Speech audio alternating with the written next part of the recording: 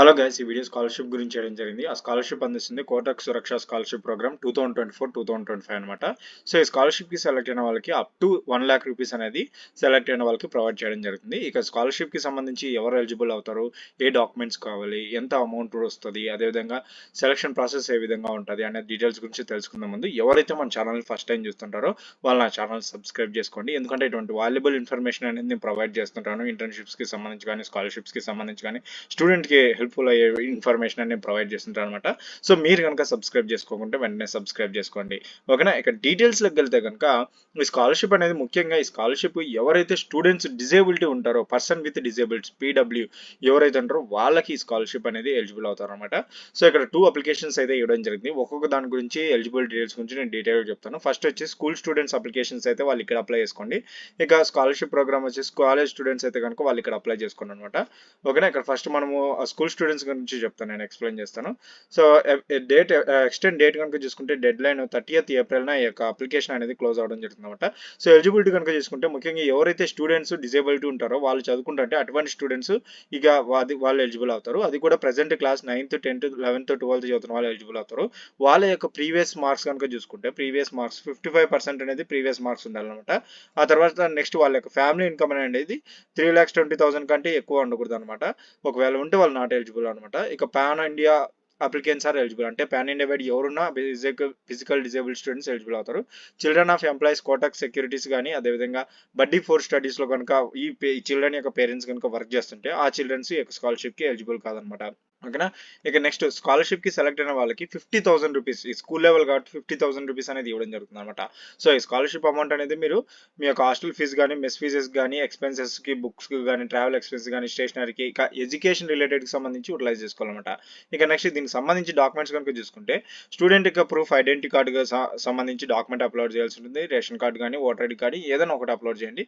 ఇక current year admission proof కి సంబంధించి ఫీజు రిసిప్ట్ కానీ, అడ్మిషన్ లెటర్ కానీ, ఇన్స్టిట్యూషన్ ఐడెంటిటీ కార్డు కానీ, బోనఫైడ్ సర్టిఫికేట్ కానీ ఏదైనా ఒకటి అప్లోడ్ చేయండి. ఇక class 10th and 12th mark sheets సంబంధించి ఆ రెండు అప్లోడ్ చేయాల్సి ఉంటుంది అనమాట documents. Previous academic year mark sheets కూడా మీరు అప్లోడ్ చేయాల్సి ఉంటుంది. ఫ్యామిలీ ఇన్కమ్ ప్రూఫ్ కి సంబంధించి వన్ ఆఫ్ ది డాక్యుమెంట్ ఇందులో ఏదైనా ఒకటి ఇన్కమ్ ప్రూఫ్ కి కానీ, లేదంటే ఇన్కమ్ ప్రూఫ్ ఇష్యూడ్ బై తహసీల్దార్ కానీ, గ్రామ పంచాయతీ కానీ, లేదంటే సర్టిఫికేట్ ఫ్రమ్ కన్సర్న్డ్ అథారిటీస్ కి of person having income from agriculture, horticulture and veterinary courses. మీకు ఈ ఫీల్డ్ లో నుంచి మీకు ఇన్కమ్ వస్తుంటే కనుక ఆ ఫీల్డ్ కి సంబంధించి మీరు ఈ యొక్క ఇన్కమ్ సర్టిఫికేట్ అనేది ప్రొవైడ్ చేయాల్సి ఉంటుంది అనమాట. అఫిడేటివ్ ఫర్ ఆర్ఫన్స్ కనుకుంటే వాళ్ళ యొక్క సింగిల్ పేరెంట్ చైల్డ్ ఉంటే కనుక వేరే family last the earning member ఉంటుంది కదా, ఆ డాక్యుమెంట్ ఉన్నా కూడా ఆ డాక్యుమెంట్ అనేది అప్లోడ్ చేయాల్సి ఉంటుంది అనమాట.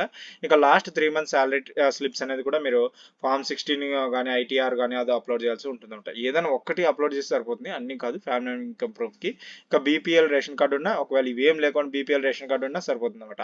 ఇక స్టూడెంట్ యొక్క bank account details of applicant or parent, ఒకవేళ స్టూడెంట్ కనుక లేకుంటే స్కూల్ లెవెల్ కాబట్టి వాళ్ళకి ఉండదు కాబట్టి పేరెంట్ది అప్లోడ్ చేస్తే సరిపోతుంది అనమాట. ఇక రీసెంట్ ఫోటోగ్రాఫ్ అనమాట, స్టూడెంట్ రీసెంట్ ఫోటోగ్రాఫ్ అనేది మీరు అప్లోడ్ చేయాల్సి ఉంటుంది అనమాట. ఇది ఎలా అప్లై చేయాలనేది ప్రాసెస్ అనమాట. ఇక నెక్స్ట్ ప్రాసెస్ కనుక చూసుకుంటే ఇది కాలేజ్ స్టూడెంట్స్ అనమాట. కాలేజ్ స్టూడెంట్స్ కూడా సేమ్ డెడ్ లైన్ వాళ్ళకు కూడా 30th April ఎలిజిబుల్ అనేది డెడ్ లైన్ అనేది క్లోజ్ అవుతుంది అనమాట. సేమ్ వాళ్ళు కూడా ఫిజికల్ డిజేబిలిటీ స్టూడెంట్స్ ఎలిజిబుల్ అవుతారు, పర్సన్ విత్ డిజేబుల్ స్టూడెంట్స్.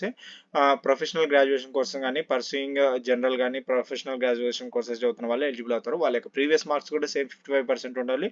వాళ్ళ యొక్క ఫ్యామిలీ ఇన్కమ్ కూడా 3,20,000 కంటే ఎక్కువ ఉండకూడదు. Pan India wide students eligible అవుతారు అనమాట. సేమ్ వాళ్ళ యొక్క పేరెంట్స్ కూడా కోటక్ సెక్యూరిటీస్ కానీ, అఫిలియేటెడ్ బడ్డీ ఫోర్ స్టడీలో కానీ వర్క్ చేస్తున్న వాళ్ళు నాట్ ఎలిజిబుల్ అనమాట. వీళ్ళు కనుక సెలెక్ట్ అయితే స్కాలర్షిప్ అనేది up to 1 lakh rupees per year అనేది ఇవ్వడం జరుగుతుంది అనమాట.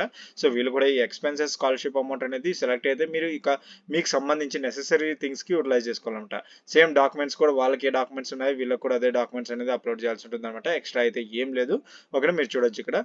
ఇక నెక్స్ట్ ఇది అనేది వీళ్ళ యొక్క డీటెయిల్స్ కనుక చూసుకుంటే next contact.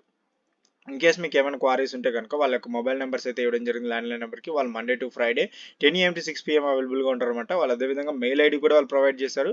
So in case మీకు ఏదైనా క్వారీస్ ఉంటే మీరు మెయిల్ చేయొచ్చు. ఇక సెలక్షన్ ప్రాసెస్ కనుక చూసుకుంటే 3 స్టేజెస్ ఉంటుంది అనమాట. ఫస్ట్ వచ్చేసి ఇనిషియల్లీ షార్ట్ లిస్టింగ్ చేస్తుంది. ఇప్పుడు చాలా మంది అప్లికేషన్స్ వేసుకుంటారు కదా, అందులో మెరిట్ అండ్ ఫైనాన్షియల్గా ఉన్న బ్యాక్గ్రౌండ్ ఉన్న వాళ్ళని అప్లికేషన్స్ తీసుకుంటారు. మళ్ళీ ఆ అప్లికేషన్స్కి టెలిఫోనిక్ ఇంటర్వ్యూ అనేది కండక్ట్ చేస్తారనమాట, డాక్యుమెంట్ వెరిఫికేషన్ టైప్లో.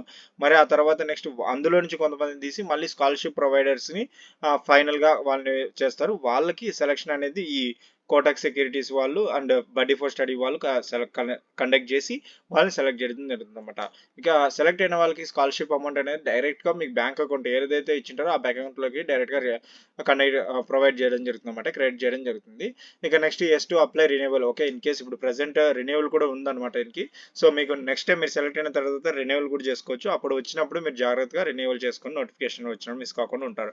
ఓకేనా, ఇది ఈ యొక్క స్కాలర్షిప్కి సంబంధించి డీటెయిల్స్. లింక్ అనేది కింద డిస్క్రిప్షన్లో ఇచ్చింటాను, వెళ్ళి చూడండి.